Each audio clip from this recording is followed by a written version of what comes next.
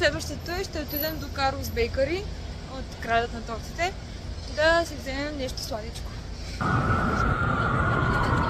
Карлс Бейкъри и влизаме вътре. Да видим какво има тук.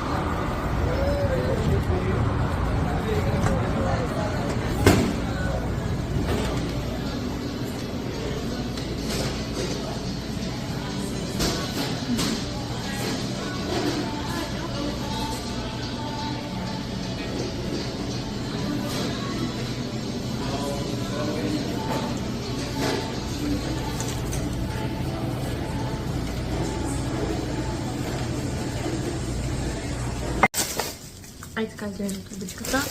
Взела съм... Питате как се казваш и аз казах Пати. И те ме написаха така. Окей.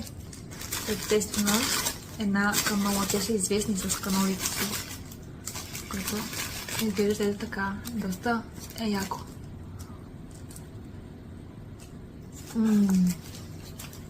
Мисля, че много хубаво.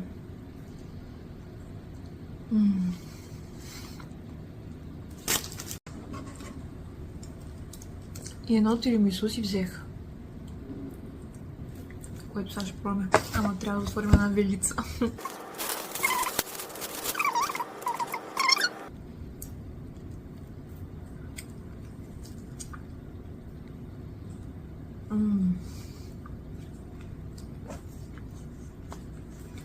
Много хубаво.